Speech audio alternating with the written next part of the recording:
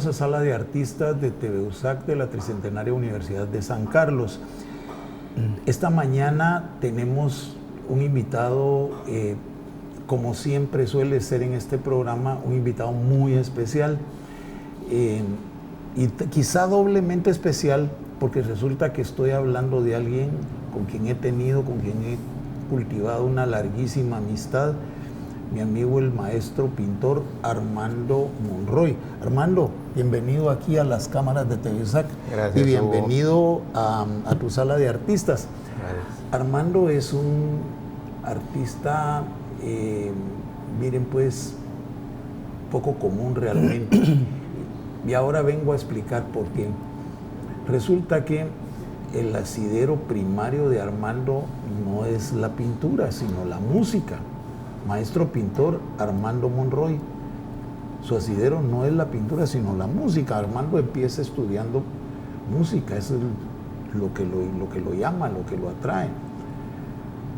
Pero en el camino resulta que para decantándose por la pintura, que es lo que ha hecho durante los últimos, ¿qué? 40 años, 30 años. Desde el 88, que podría decir. Sí, pues estamos hablando de 30 años, barato y fácil, ¿verdad?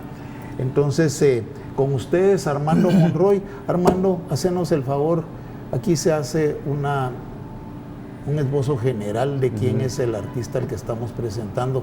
Contale tú a tu público quién es Armando Monroy, de dónde venís, cómo es que te vinculas primero con la música y luego con la pintura. Hacenos el favor. Gracias, Hugo, muy amable. Gracias a Universidad de San Carlos por este momento que me da. Realmente es precioso regresar a los primeros años de formación y a veces un poquito de nostalgia, ¿no? Porque van pasando los años y dice uno que rápido se fue la vida. Pero en el año,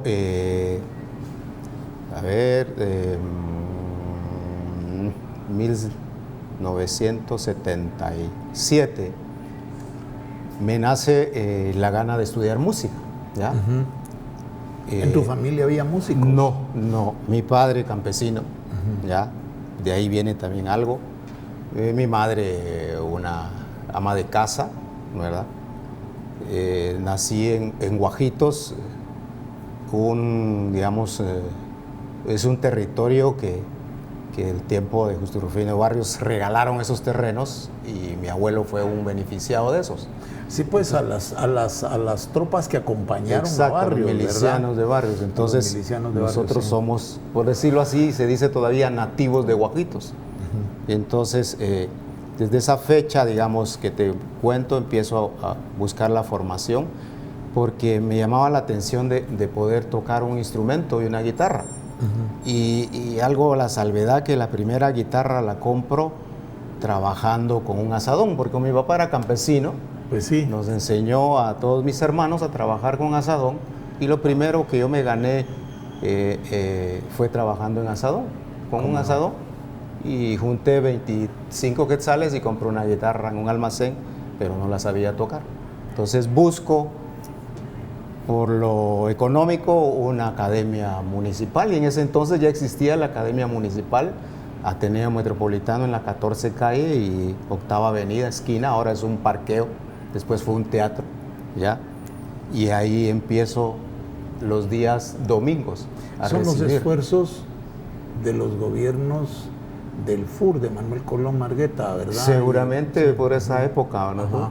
Entonces, ahí conozco al maestro Aníbal Delgado Requena, gran maestro de marimba. Ah, sí, marimbista extraordinario.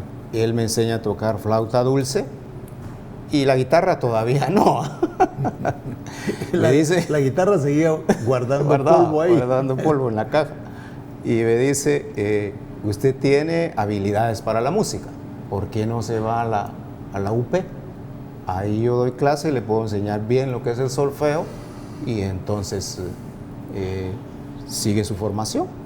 Ahí era en la noche, ¿va? Entonces yo ya trabajaba porque estudié en el Industrial Central, lo que ahora es el Ministerio de Educación. ¿Cómo no? El Instituto Industrial Central Lázaro Chacón. Exacto. Ahí tuve una formación y aprendí a soldar. ¿Cómo no? Entonces trabajaba de ayudante de herrero en el día y en la noche iba a estudiar a la UP, con el maestro Aníbal Delgado Requena. Pero desde ahí empieza, digamos, parte de la formación plástica, y ahora me doy cuenta, porque ahí en la universidad sí había, de la UP, sí había teatro, había plástica, entonces habían siempre exposiciones, entonces miraba siempre arte, había poesía, yo me entraba a la sala a ver el teatro o a ver cómo practicaban los muchachos ensayos los del ensayos, teatro, ¿verdad? ajá. Ahorita que entraba aquí al estudio, habían unos jóvenes aquí afuera practicando y me recordó eso. De ahí empieza esa formación plástica, ¿verdad? Sin saber que un día yo iba a tomar los pinceles, la espátula y las sí, pues brochas. que tu lenguaje iba a ser la pintura. Uh-huh. Estudio en el 78 ahí, en la UP, y el mismo maestro me dice, no, usted mejor vaya hacia el conservatorio. No, eran aquí, mucha pieza para cada etapa, fueron gradas esas sí, realmente, ¿verdad? Para cada etapa que fuiste cumpliendo. Usted va hacia el conservatorio, me dice, pero ahí eran solo en el día y en la tarde, ¿va? ¿Y qué hago yo con mi trabajo todo el día? ¿Va? Convencí al señor del taller que me diera permiso ir a estudiar en la tarde. Entonces, él me da permiso, yo trabajaba solo mediodía con él, y en la tarde me iba al conservatorio. Ahí consigo una bolsa de estudios y me daban, no sé, como 80, 90 pesos al mes. Con eso me sostenía para pasajes y toda la cosa, ¿verdad? Y empiezo a estudiar ahí solfeo, todo lo que... Se quedó atrás la herrería. Alternaba. Seguías alternaba, sí, Ajá. alternaba. Cuando me dan la bolsa de estudio, ¿cómo es que con esos 90 quetzales podía sostenerme, va? Dejo el trabajo y me dedico solo a estudiar. Entonces, ese es como año 91 ya. Sí, ese es el año, empecé en el 79, 80, en los años 80. Ah, bueno, sí, 81 sí, más bien, sí, exacto, 10 años 81, atrás. exacto. Sí, pues entonces, mira, lo que pasa es que también, acordate que nuestros quetzales tenían mucho valor, ¿verdad? Sí. Todavía no habíamos caído en manos de esta bola de sinvergüenzas que nos han gobernado, pero ese no es el tema, sigamos, no nos enojemos por gusto. Claro. Sí, pues entonces estuviste en el conservatorio. Contá la experiencia del conservatorio. Creo que es una de las etapas de mi estudio que más disfruté. Lamentablemente la primaria para mí no son buenos recuerdos por el tipo de maestros que habían antes. Sí, pues que te jalaban las orejas, te daban con la paleta o te daban en los dedos, y a mí se me hacía un poco difícil el estudio, no sé por qué. Tal vez era la forma en que los maestros se expresaban. De primero a tercero para mí fue un martirio, ¿tú? En la primaria, pues escuela pública de Guajitos.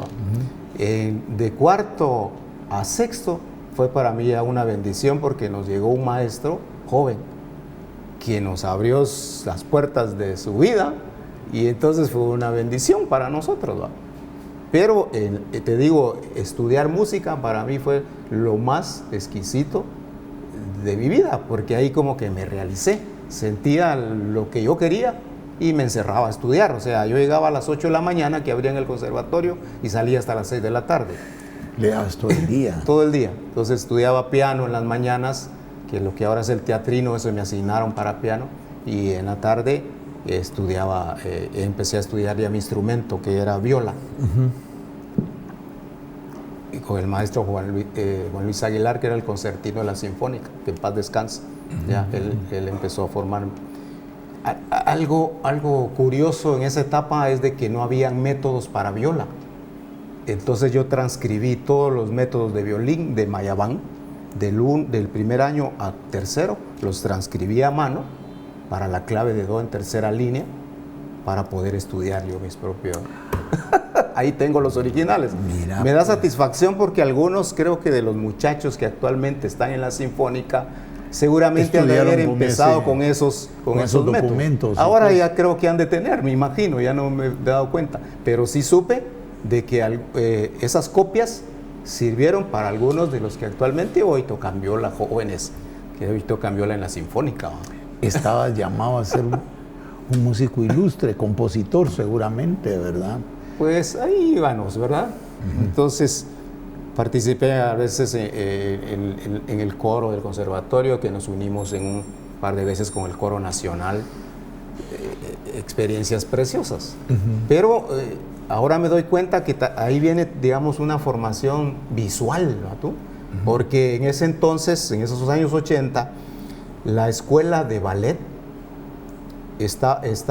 sigue ahí, creo que, no sé si ahora está, ahora está en el Teatro Nacional, pero estaba la vecindad del conservatorio y pasaban los chicos y chicas a ensayar al escenario. Entonces había una puerta que los conectaba. Entonces podías ver también ballet, sí, ya, los ensayos. Exposiciones nunca hubieron en el conservatorio, no sé por qué, porque hay un espacio en el lobby, que podría ser una buena ocasión de repente. Pero vos que sos exalumno, hay que ir a probar, hombre. Pero digamos, habilitar el espacio. Ahí había eso. En el conservatorio te daban arte escénico también, ¿verdad? Y las clases normales. Transcurrió hasta el año 85, porque en el año 85 decido casarme, ¿ya? ¿Eras patojo realmente tú? 23 años, creo. Bueno, sí. Ya no eras patojo, ya estabas a son. Entonces, dejo la música. Dejo la música y me caso, pues, ¿verdad? Hoy, gracias a Dios, tengo 3 hijos preciosos, profesionales, egresados de esta hermosa universidad, y a los 3, ¿verdad? Y empieza otra etapa de mi vida, ¿ya? Para llegar a donde entra ya el arte plástico, en el año 88, mi hermano Arturo Monroy, que él sí egresó de la Escuela de Artes Plásticas, me invita a que venda su arte, venda sus pinturas. Sus piezas, su obra. Sí, en ese entonces él solo pintaba paisaje, figuras, realismo, paisaje, acuarela, era de la técnica exquisita, ¿va? Y empiezo a vender mira, pues, las pinturas de él y de Griselda Hernández también. Dame un tirito. Sí. Regresemos un poquito solo para terminar de redondear la parte del conservatorio. O sea, que en el conservatorio te ligas finalmente a las cuerdas. Sí. ¿Y qué pasó con la guitarra? La guitarra no la aprendo a tocar ahí, sino la aprendo en la iglesia. otro asidero para las artes, sí, ¿verdad? Exacto. Sí. Bueno, hay la iglesia en la Edad Media y en el Renacimiento juega un papel importantísimo en el desarrollo de todas las artes, ¿verdad? No hay ninguna duda de eso. Pues ahí con la lamentable participación de la iglesia en la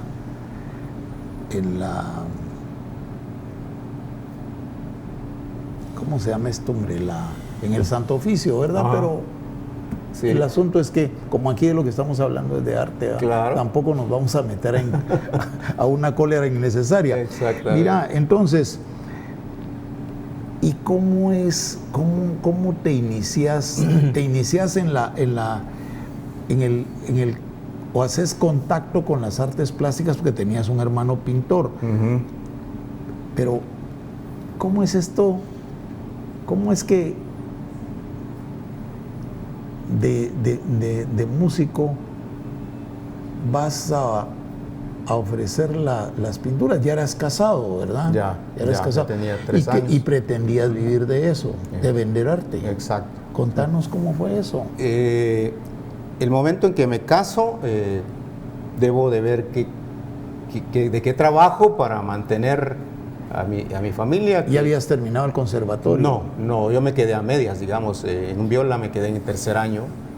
Las clases de solfeo sí saqué los 4 años, 2 años de piano. ¿Un año de viola te faltó? No, son 7. Yo quedé en el 3er. Sí. pues ibas Sí, a la mitad. iba llegando a la mitad, me tocaba cuarto, digamos, cuarto de viola. Y cuando me caso empiezo a dar clases de música, ¿va? Y había aprendido a tocar guitarra, porque la iglesia, un fraile franciscano me enseñó a tocar guitarra, entonces daba clases de guitarra también para sostener mi familia. Incluso estuve vendiendo hasta seguros, seguros le decían, ¿va? Pero eran servicios funerarios. Ay, juela, ándale, sí, pues. De las señoriales. Algo tenía que hacer Sí, pues para ganarte la vida. para ganarme la vida. Entonces me dice mi hermano, mira, yo ya no quiero salir a vender, yo necesito solo sentarme a pintar, ¿va? Él iba a Antigua y a pintar en el lugar, ¿va? Como lo hacen algunos todavía. Y dejaba el cuadro de una vez. ¿Verdad? Y entonces me decía, no, necesito a alguien que me promueva y me salga a vender y yo te doy mis clientes. Ah, bueno. Y empiezo en octubre del 88. O sea, él te dijo a dónde fueras en principio. Sí, Y qué hacer y todo. Exacto, qué hacer. Entonces empezar como marchante, ¿va tú? Ajá. Y empezar marchante de arte. a vender por la Avenida de la Reforma y meterme a la Cañada a pie y muchos lugares, ¿va? Todavía no tenía un vehículo, ¿cómo hacerlo? Me hago de una carpeta para meter las acuarelas. Ajá. Y entonces él me dice, no, cuando mira que le agarré, digamos, amor y vi que ganaba más vendiendo arte que dando clases de música, ¿va? En los colegios o particulares, ¿va? Entonces me dice, no, tenés que vender de otros artistas. ¿Sabes qué? Te voy a presentar a algunos amigos o anda a las exposiciones y ahí conoces a más amigos, colegas. Y empiezo a visitar, por ejemplo, el túnel de Zona 1 todavía, ¿va? Donde estaba Ingrid Klusman me Ingrid Klusman. conoce que yo fui un marchante de arte. Actualmente todavía lo hago, pero ya vamos a platicar de eso. Muy bien. ¿Verdad? Pero empiezo a ir a las exposiciones y ahí empiezo a conocer otros artistas, ¿va? Sí, vos sos una de las primeras personas que asume esa figura de intermediario entre el artista y el comprador final, porque Exacto. solo había algunas galerías, que tampoco eran muchas, porque el mercado del arte ha ido evolucionando muy lentamente Sí. en el país, ¿verdad? Entonces vos sos una de las primeras personas que seguramente le entra al oficio, Sí. digno de tu parte. Mira, vamos a ir a un corte porque se nos acabó el primer segmento, como te dije, aquí no alcanza el tiempo, y Claro. vamos a volver a hablar de este tema para que terminemos de cerrarlo y volvemos entonces al segundo segmento con mi querido amigo el maestro Armando Monroy, el maestro pintor Armando Monroy.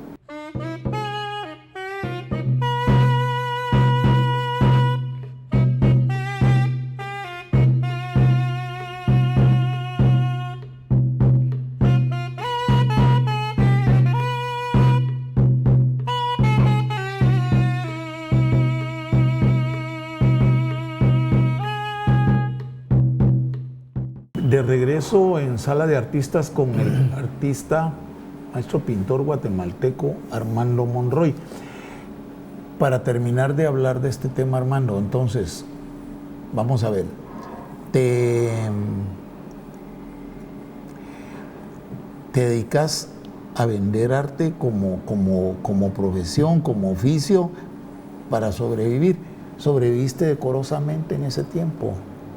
Pues, ¿Te dio para pagar tus gastos, para sacar adelante a tu familia, para mantenerte sí, la fíjate pintura? que sí, digamos, como te decía, ganaba más que dar clases de música o trabajar de, sí, pues. de otra cosa. Trabajé en un par de empresas y como no tenía, digamos, una profesión, entonces ya sabes los sueldos de aquel entonces, ¿va? El sueldo mínimo de aquel entonces eran 150, ¿va? En los años 80. ¿va? Y necesitabas mantener a una Sí. familia, ¿verdad? Entonces sí, realmente sí, porque me daban un porcentaje por la venta, un 30%, que es lo que normalmente una galería gana actualmente, ¿verdad? Entonces empiezo a frecuentar exposiciones y a conocer a más compañeros artistas y conozco a Osmundo Robles también, vendí mucha obra de Osmundo Robles, ¿verdad? En acuarela también. Jorge Era un Félix. acuarelista extraordinario, Sí, él también, exacto. ¿verdad? Maravilloso. De Juan Francisco Llop, que ahora vive también. en España. Otro ilustre, pintor ilustre de los Jorge nuestros, Félix ¿verdad? Pérez, que en paz descanse. Sí, también otro muchacho. Oscar Ramírez. El enfant terrible, porque en realidad fue muy precoz Jorge Félix, ¿verdad? Sí. Precoz y pintor natural, ¿verdad? Es decir, pintor natural, su naturaleza era la pintura, ¿verdad? Sí. Perdón. Y sigo, digamos, en ese crecimiento que con el tiempo empiezo a vender también de maestros ya cotizados como Elmar Rojas. Vendí una pieza que tuve el gusto de ir a su estudio para que me la autenticara, ¿va? Trae un pastel muy amable, muy respetuoso y toda la cosa. Precioso esos momentos. Como decías tú, digamos, yo creo que tal vez fui el primero o el único de aquel entonces que tenía ese contacto entre el artista y el cliente. Si es que como hablábamos hace un momento, antes de un momento previo a este, hay siempre un intermediario entre el artista y la pared de la casa, sí, o el cliente que lo paga. Y siempre había sido una institución, siempre había sido una galería, ¿verdad? Vos sos quien abre la puerta a este oficio de marchante, y lo dignificas, por supuesto, porque yo conozco mucha gente a la que vos le vendiste piezas que habla maravillas de vos, ¿verdad? Él siempre educado, siempre sabía de qué estaba hablando, que son cosas que no pasan con la gente en términos generales. Las artes en términos generales no le interesan a nadie, pero menos la pintura, ¿vamos? Entonces, para el comprador, encontrarse con alguien que le está contando quién es el artista y le cuente un par de anécdotas encima es una maravilla, ¿verdad? Sí. Muy bien. Vamos a pasar entonces ahora a otro tema. Vamos a ver quiénes son los pintores que han impresionado la vida de Armando Monroy. ¿Por qué? Contanos anécdotas de ellos. ¿Quiénes son los que impresionan tu vida? Claro, sí. Para empezar, pues el que me entra el que te abre la puerta. Me abre la puerta es mi hermano Arturo, ¿va? Y también un pintor ilustre, ¿verdad? Sí, ya bien cotizado y conocido no solo a nivel latinoamericano, sino fuera de este continente. Conozco en el año como 90 o 91 a Doniel Espinosa. Doniel Espinosa era un joven, me lo presenta Alejandro Urrutia, otro gran pintor, que vendió obra de Alejandro, sus acuarelas, acrílicos, ¿verdad? Y con él, en esos años 93 más o menos, ponemos un estudio. Entonces creo que él también marca con Doniel en la zona 1. Por lo de la música siempre me ligó ir nuevamente cerca al conservatorio, porque ya casado quise volver a estudiar y regresé y me inscribí, pero ya no pude seguir, ¿verdad? Entonces, ahí cerca al conservatorio, como a media cuadra, tuvimos un estudio. Él pintaba y yo vendía, ¿ya? Entonces él marca creo que una pauta importante para lo que después hago y empezar a pintar. Pero también los demás pintores que te menciono, ¿va? Y entonces ya llego a conocer a Francisco Aullón, a Fernando Salazar. Francisco Aullón también, extraordinario. Sí, era un genio ese muchacho, ¿eh? También Ervin Guillermo, vendí unas piezas muy, muy preciosas de él. Zipanay León, Adán Aguilar. Ah, sí, pues Adán Aguilar. Vendí unas piezas grandes de él también.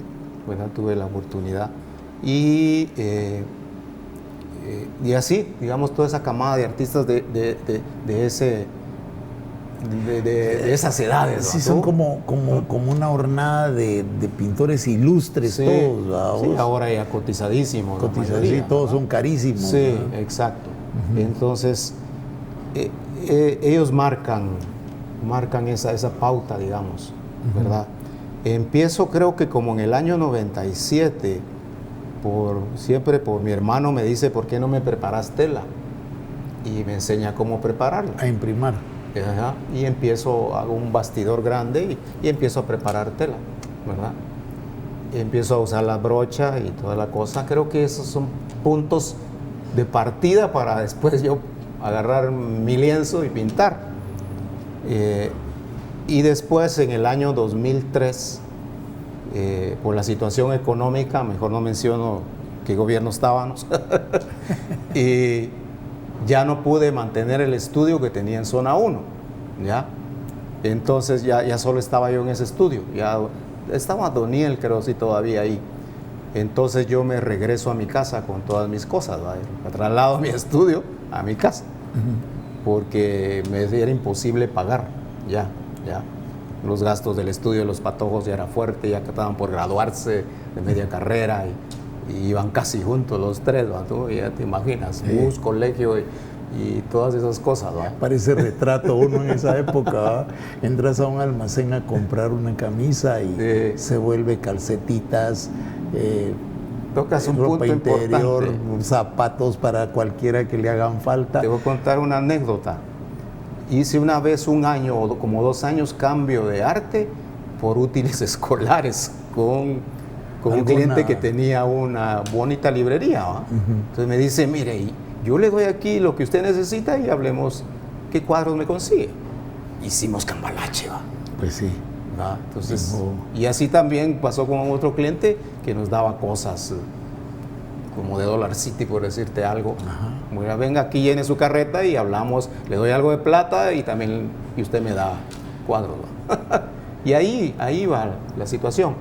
Pero ese 2003 marca una pauta muy importante en mi vida, porque voy a mi casa y siempre Doniel me había dicho, vos deberías de pintar, hombre, ¿por qué no pintas? Doniel, pero si yo nunca recibí clases, ¿va? Nunca he recibido clases, todo lo tenía acá y visual, información visual, ¿verdad? Y experiencias que miraba cómo pintaban algunos ahí en el estudio, porque a veces se acercaban algunos a pintar ahí con Doniel, entonces miraba cómo preparaban sus telas y Freddy López también, por ejemplo, ¿va? Y en ese 2003 empiezo a pintar, empiezo a estirar mis propios lienzos en la casa y empiezo, pero bueno, ¿y qué pinto? Una pauta diciendo, bueno, enfrentarse al lienzo. Quiero ¿verdad? pintar y ¿qué expreso? ¿Qué quiero expresar? ¿Ya? Pero como todo en la vida es una formación, entonces empiezo, digamos, a partir desde mi hogar, desde el hogar, porque yo creo que a todo mundo el hogar marca una pauta muy importante en nuestras vidas. Ajá.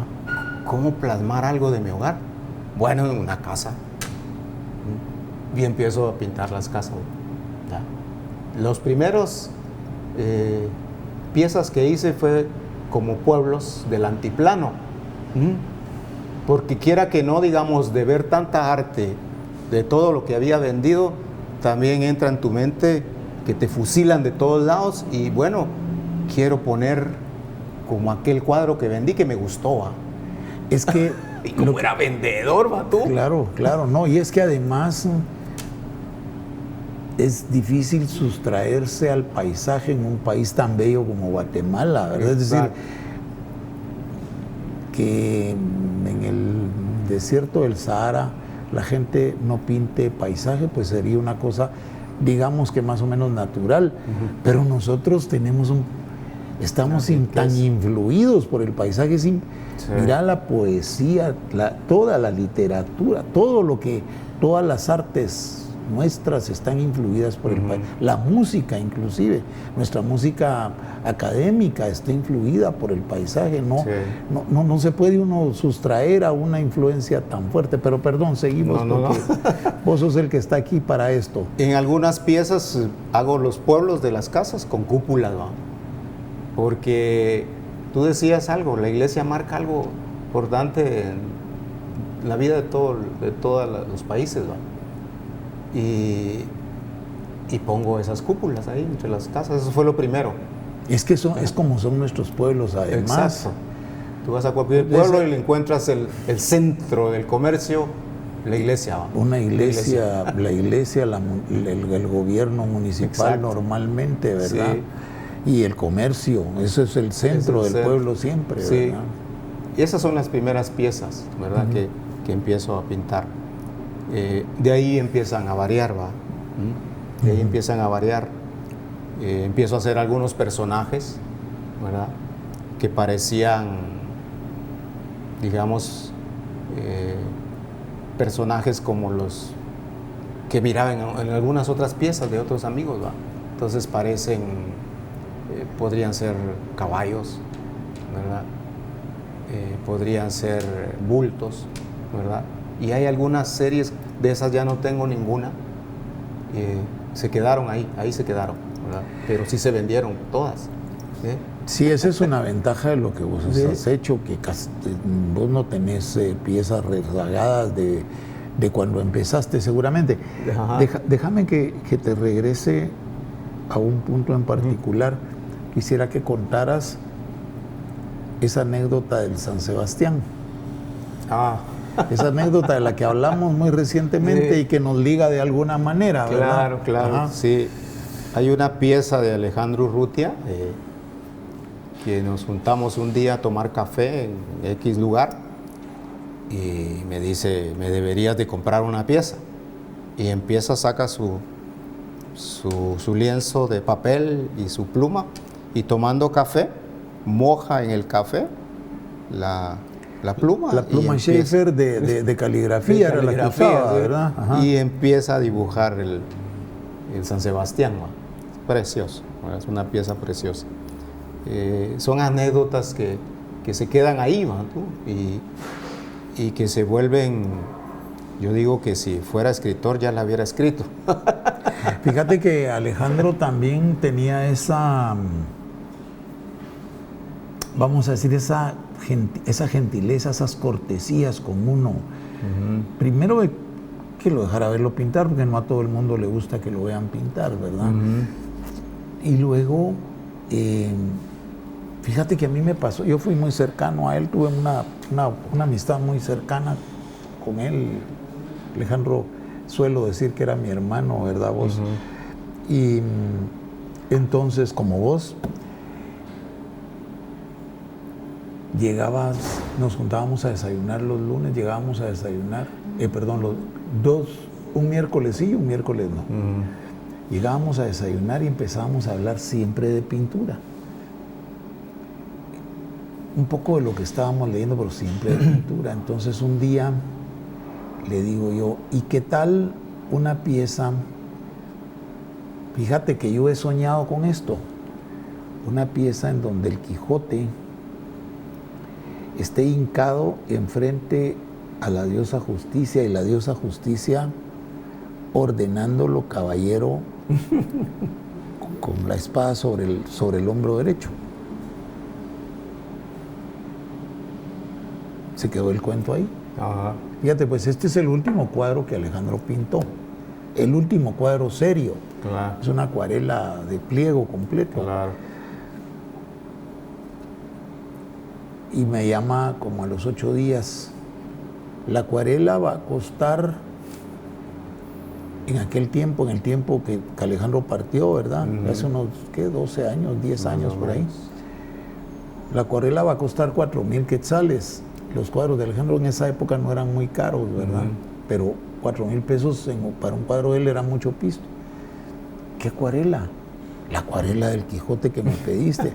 Yo no te pedí, pero está bien, hagámosla. Entonces, aquí hay, ya sabes cómo es eso, 1,000 pesos hoy, 500 pesos luego.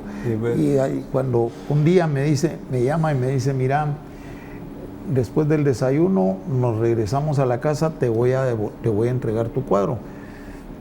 Y cabal nos fuimos al estudio y me entregó el cuadro. Claro. Una acuarela maravillosa, el último cuadro serio que Alejandro pintó. Es decir, hizo varias cosas menores después, pero un cuadro serio, con boceto, estudio y todo, el cuadro más serio es ese, ¿verdad? Precioso. Yo lo tengo todavía, una maravilla de cuadro. Claro. Bueno, ¿por qué no nos contás ahora la anécdota de Monteforte y de Quiroa? Vamos a ver, soltánosla. En el estudio que tuvimos con Doniel Espinosa en Zona 1, llegaban varios artistas, no solo de la plástica, ¿va? Te contaba también fuera de cámaras que llegaban músicos, poetas, artistas de teatro, balletistas, ¿va? O sea, en ese círculo, ¿va?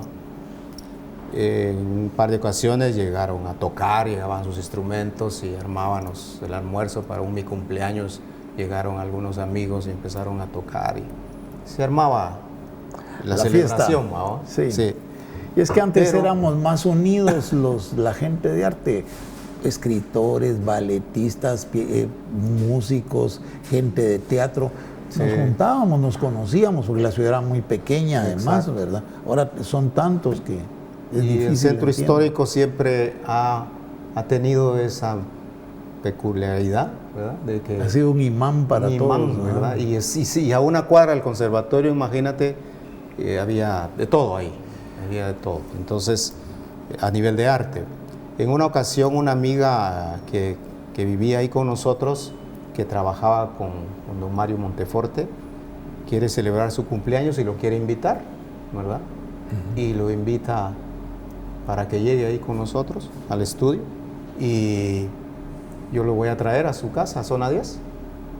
Un momento precioso con don Mario, la forma de hablar tan sencilla pero tan llena de sabiduría en cada palabra. Tú no es aquello que rebuscaba sus palabras, te decía, sino con tanta naturalidad.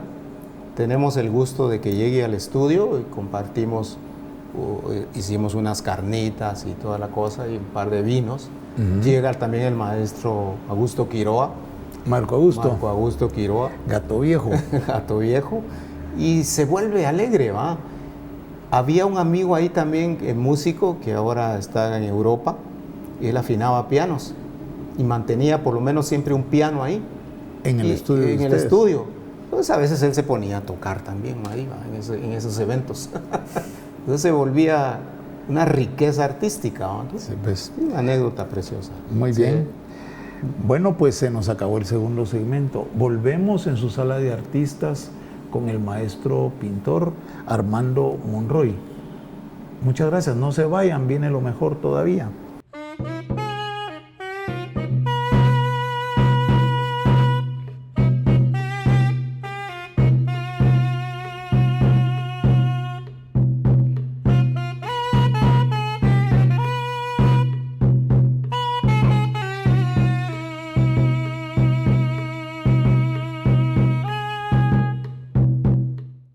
Estamos de regreso en Sala de Artistas con Armando Monroy.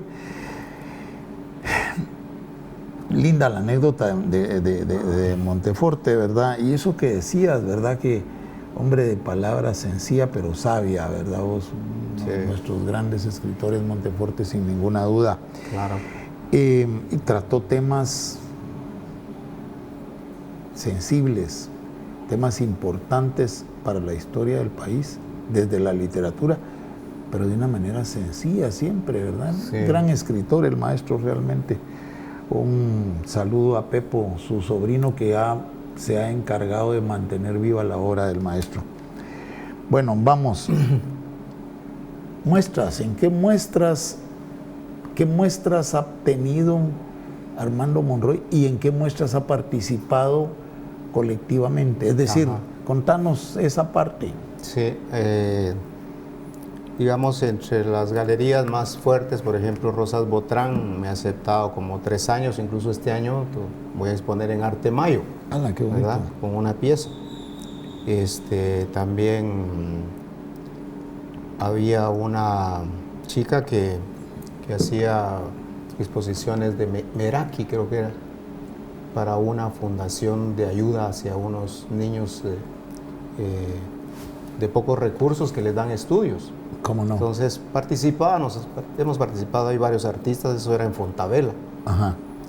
También en Marta y María, por ejemplo, que también es para una ayuda, son exposiciones colectivas. Y de carácter social. De carácter social. Exposiciones personales solo he tenido un par en el Centro Gerencial Las Margaritas. ¿Cómo no? Las dos. 2013 y 2016, ¿verdad? Esos fueron personales. Y de ahí la mayor parte de obra, pues yo la promuevo. Seguí siendo marchante. Sigo siendo marchante, ¿verdad? ¿Ves?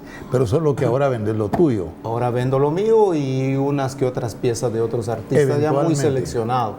Ya muy seleccionado, ¿verdad? Máxime, después de la pandemia el mercado bajó bastante, en mi caso, ¿verdad? Y entonces ha ido ahí creciendo ahora un poco, ¿verdad? Entonces, algunas piezas, por ejemplo, de Doniel que he vendido, de mi hermano algunas, también de Freddy López, Lauro Salas, también últimamente de Ricardo López, también un buen artista, joven, ¿verdad? Y así, muy poco realmente, y la mayoría mías, ¿verdad? ¿Cómo no? Exacto, sí. ¿Cómo no? Vamos a ver, ya nos contaste de las casas, del arranque, del inicio, de cómo es que surgen cómo es que surgen esos temas iniciales. ¿Qué otros temas y qué series ha pintado Armando Monroy? Empiezo con la serie esta de los pueblos, por así decirte. Después empiezo a meterle otros elementos, por ejemplo, digamos, cosas cotidianas del hogar, por ejemplo, una silla, ¿ya? Entonces, hice algunos pueblos sobre sillas. Hoy ya solo es una casa, ¿verdad? Porque también no solo, digamos, identifico el hogar como algo especial, sino que el hogar también eres tú, ¿verdad? Ah, pues sí, entonces, claro. Esa casa eres tú también, que está ahí en esa silla, meditando podría ser. He metido también otros elementos como la escalera, ¿verdad? Y no dejando a un lado la naturaleza también, porque crezco en un lugar donde está lleno de árboles, ¿verdad? Todavía fui de los patojos que barranqueó, ¿tú? Entonces, yo también me imagino sí. Que tiraron con onda, ¿verdad? Y entonces introduzco los árboles, ¿ya? Capirucho, trompo, cincos. Así me han dicho, ¿por qué no metes también un machete? ¿Cómo se llamaba aquel otro? El chajalele. Sí. Y esos elementos he ido metiendo en mi pintura, ¿verdad? He trabajado con espátula, he trabajado con brocha y he trabajado directamente con pincel. Las últimas ya del año 2024 para acá ya están más detallistas. Más detalladas, sí. Pues. El trazo es más fino, es cierto, sí, tienes razón. Y como, digamos, no tengo ninguna preparación académica, sino todo ha sido experimental, ¿no? Ha sido descubriendo en la práctica empírica los rudimentos de la pintura, ¿verdad? Sí, ninguno de los artistas que te menciono me dijo, mira, hace así o así, ya. Tampoco mi hermano, ¿va? Nunca quiso meterse en ese plan, ¿verdad? De ser mi maestro, ¿no? Maestro. Lo que yo he hecho... Y seguramente vos tampoco lo requeriste, ¿verdad? Exacto. Vos, siendo vos quien sos, ¿verdad? Empecé a experimentar desde mi punto de vista visual, como te digo, y experiencias con los artistas. Agarro el pincel y empiezo a mezclar y toda la cosa, ¿verdad? Y ahí van saliendo las piezas actualmente, ¿verdad? Armando Monroy es un artista, un pintor cuyo trabajo, bueno, primero se sostiene. El trabajo de Armando Monroy es un trabajo con contenido, con discurso propio, con trazo propio también. Es muy fácil reconocer una obra de Armando al verla en una pared colgada, sin haber uno tropezado todavía con la firma. Uno se da cuenta que es tuya la pieza, es decir, no es algo de lo que... Es decir, no empieza uno a preguntarse, bueno, ¿y de quién será esto, verdad? No, uno ve una obra tuya, sabe, hay varios, bueno, la mayoría de gente que ha transitado por este rumbo, y déjame decirte que la mayoría de los grandes, y vos lo sos, La mayoría de los grandes son autodidactas también, en cierto modo, aunque hayan pasado por la academia. Ajá. Es decir, el ejercicio ese de indagar en la técnica, ese es un ejercicio que ningún pintor se puede quitar de encima, aunque tenga los rudimentos académicos previos, ¿verdad? Sí. Es decir, si no hay ejercicio diario de la pintura, no te lo tengo que contar, no hay pintor, ¿verdad? No hay artista. Sí. Y bueno, pues, como a mí siempre me inquieta, y te he preguntado esto en algunas ocasiones, pero quiero que se lo contes al público, siempre me inquieta cómo saber cómo alguien que viene del mundo de la música, que es nuestra arte primaria, la música nace allá en los ontanares de la historia del pensamiento, en el momento en que buscamos imitar el trino de las aves, fíjate, el ulular del viento entre los bosques, esas cosas. ¿Cómo alguien cuyo asidero primario, cuyo asidero fundamental, cuyo asidero primero es la música, cómo hace para que se sostenga una obra del talante de la tuya? ¿Cómo haces para mantenerte pintando habiendo sido músico originalmente? Es decir, porque uno no puede negar lo que con tanta fuerza ha sido, eso es imposible. A ver, contanos eso, Armando. Pues yo digo que la experiencia de vender, ¿verdad? Eso abre ese cambio. Y te soy sincero, también la necesidad de sostenerme, ¿no? Sí, pues, pero es que, mira, pues conocemos un tipo que no vamos a decir el nombre aquí para no estar metiéndonos en problemas sin necesidad. Lo conocemos los dos, que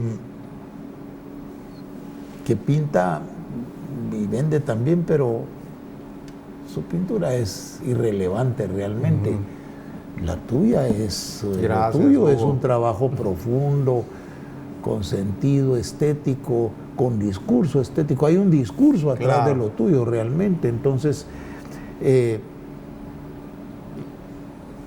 aparte de la necesidad, indudablemente que hay. Es decir, vos no sos una gente solo con necesidad, porque te habrías quedado siendo un artesano. Claro. Y sos un artista indudablemente por todo este trabajo que precede este momento, ¿verdad? Sí. Vamos a ir a otro tema. ¿Qué papel juega la digitalidad en lo tuyo? ¿Qué papel juegan las computadoras y toda esta avalancha que nos ha aplastado el conocimiento y que presume que va a acabar con el conocimiento como nosotros lo conocemos? Pues mira, digamos, el caso de la tecnología es solo para el uso de mandar material, digamos, a otros clientes, ¿verdad? Recibir información de ahí, de otros artistas. Creo que ese es lo que juega en mi caso, ¿verdad? Tal vez quiero regresar un poquito a lo que decías de lo de la música. Creo que sí marca algo importante, porque digamos, al escuchar una obra sinfónica, que sí sigo escuchando, voy al teatro o a veces a la sala de conciertos del conservatorio a escuchar a los amigos de la orquesta sinfónica, y sí llena en mi mente, digo, ¿cómo puedo plasmar una nota con color? Sí, pues la música sigue siendo el sustrato en tu vida. Sí, exacto, o sea, sí marca algo, o sea, marca mucho, tal vez podría decir, porque después de escuchar un concierto o en pleno concierto han salido ideas y decir, quiero plasmar esto, ¿ya? Porque también he hecho obra abstracta, también, que Sí, yo recuerdo que en una oportunidad en tu casa vimos piezas abstractas. Sí, he vendido tuyas. algunas obras abstractas también. Y es que también, mira, para mí, digamos, lo que plasmo no es solo, digamos, un medio donde siento plasmar lo que hay acá y acá, ¿va? Desde mi niñez, sino que también para mí marca como una terapia, porque me relaja. ¿Qué me sostiene, digamos, el tiempo de la pandemia, encerrado y sin ventas, por ejemplo? Y los clientes no quieren comprar, definitivamente, por lo mismo. Pintar. ¿Qué me sostiene? La pintura y la lectura, ¿va? Entonces me encierro en la lectura y en la pintura. Entonces es desembocar lo que tienes dentro y poderlo plasmar. Por eso nacen algunas obras abstractas, porque me encanta también plasmar fuerte con una brocha gruesa y conseguir nuevos matices, nuevos colores, ¿verdad? Nuevas formas. Y se han vendido, pues, ¿verdad? Bueno, sí, eso Sí. es importante. Exacto. Es importante, sin ninguna duda. ¿Has conocido a los pintores más valiosos, a los maestros pintores más valiosos de este tiempo y seguramente a los músicos? ¿Quiénes de todos esos pintores, a tu juicio, contribuyen al engrandecimiento de la cultura nacional? De todos estos que has conocido. ¿Y cuáles son las razones? Sí, yo creo que la mayoría, digamos, aportan desde ese conocimiento plástico ese granito para sostener el arte a nivel nacional. Ya mencionábamos al maestro Quiroga, Alma Rojas, Efraín Recinos. Imagínate, sí, que algunas veces tuve el gusto de saludarlo en el teatro. Él llegaba, como ahí tenía su estudio en pleno concierto, llegaba ahí a escuchar el concierto de la Sinfónica, ¿va? Entonces tuve el gusto ahí de saludarlo algunas veces, conocer su estudio también, ¿verdad? Yo creo que todos marcan algo. De alguna manera, ¿verdad? Los hermanos Barrios, por ejemplo, también, ¿va? Sí, pues. Edwin Guillermo, Zipagná de León. Hoy actualmente Arturo Monroy, por ejemplo, ¿va? Sí, Arturo, que su pintura es muy... tal vez no es la forma de decirlo, es muy guatemalteca, por así decirlo, pero totalmente abierta a un público muy selecto a nivel mundial, ¿verdad?